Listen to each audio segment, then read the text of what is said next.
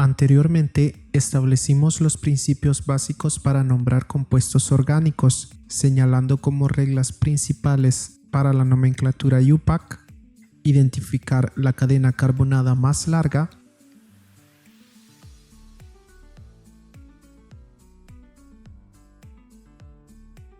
numerar los carbonos de manera que los radicales o sustituyentes queden en los primeros carbonos o en los números de carbonos localizadores más bajos, y al identificar la cadena carbonada principal y numerar los carbonos, podemos nombrar el compuesto indicando los componentes de la molécula con los sufijos respectivos. Para nombrar compuestos orgánicos monofuncionales y polifuncionales, estas reglas básicas se mantienen, añadiendo que, al identificar la cadena de carbonos principal, esta debe incluir el grupo funcional, lo que significa que no siempre la cadena más larga será la cadena principal.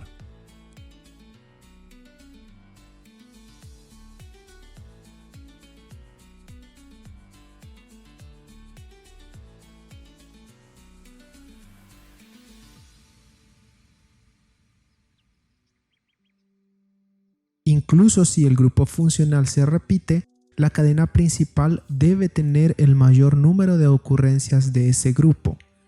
Al numerar los carbonos, el grupo funcional principal debe quedar en el número de carbono más bajo sin importar los demás sustituyentes.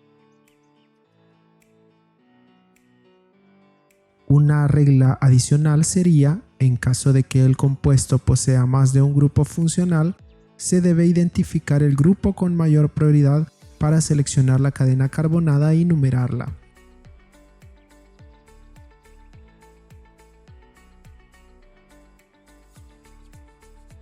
Los alcoholes se nombran con el sufijo -ol. Metanol es un alcohol de un carbono. El etanol es un alcohol de 2 carbonos.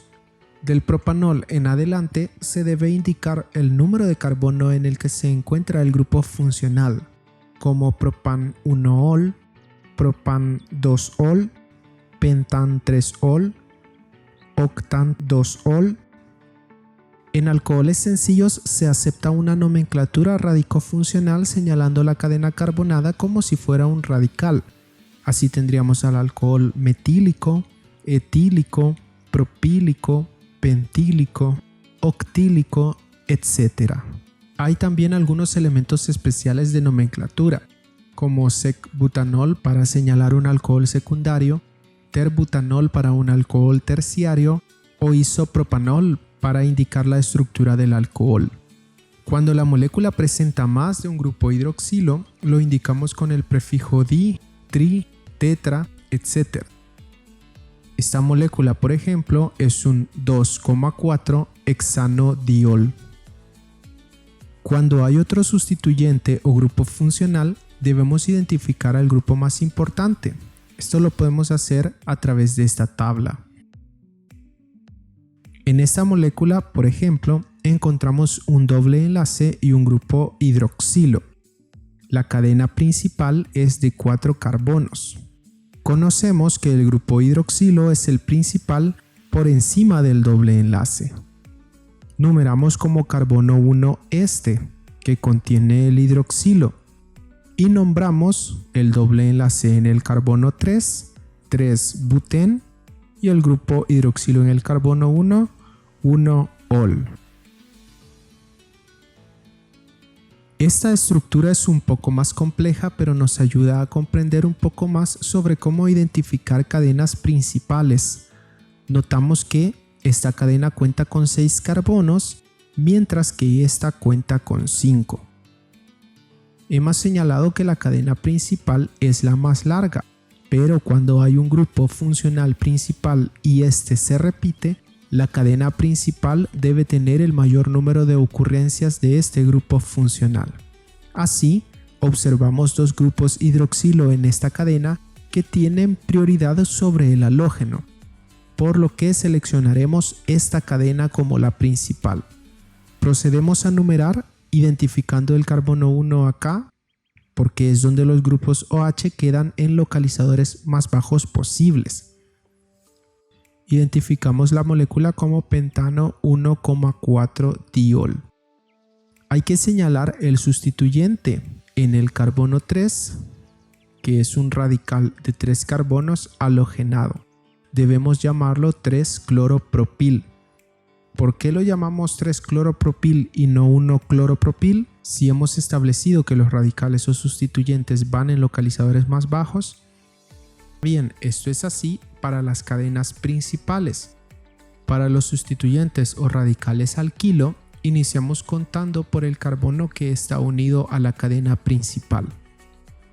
Por eso es 3-cloropropil. Este sustituyente va entre paréntesis. Las cetonas se nombran con el sufijo ona.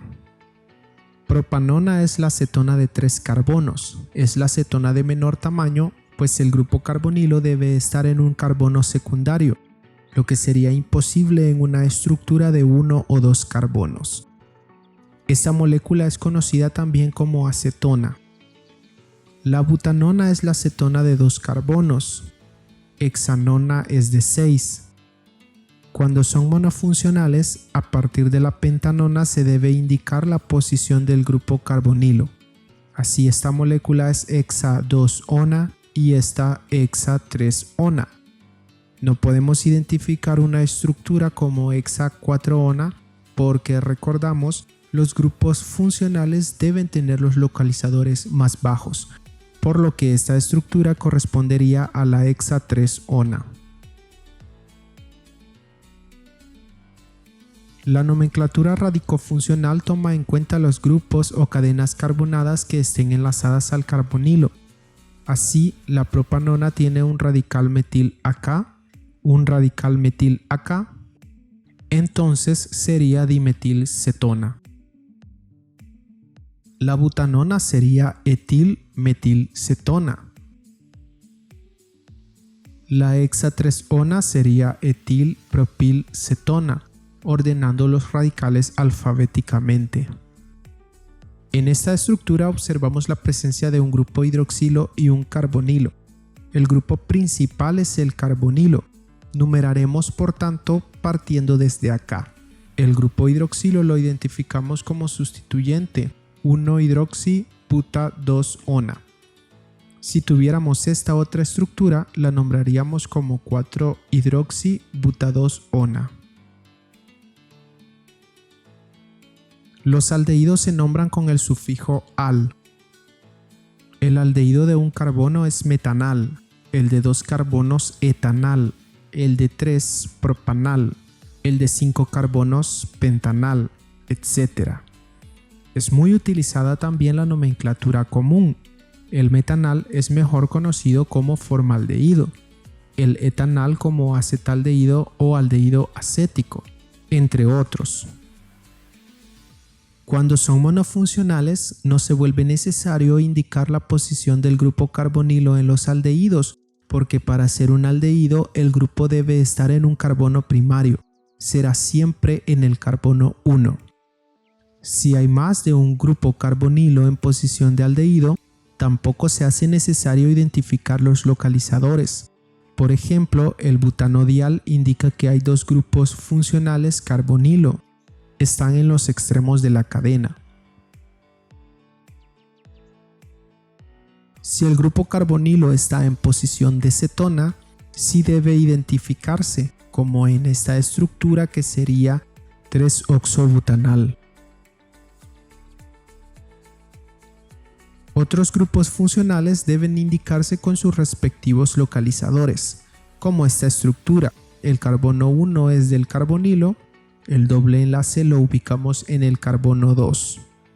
Sería por tanto penta-2-enal. Los ácidos carboxílicos se nombran iniciando con la palabra ácido y con el sufijo oico. El ácido de un carbono es ácido metanoico. El ácido etanoico tiene 2 carbonos. El ácido propanoico tiene 3. El heptanoico 7, etc. Nuevamente, el grupo carboxilo siempre tendrá posición terminal. por lo que es innecesario identificar la posición del grupo, siempre será el carbono 1. Cuando hay más de un grupo carboxilo, lo identificamos con los prefijos di, tri, tetra, etc. Esta estructura corresponde al ácido propanodioico.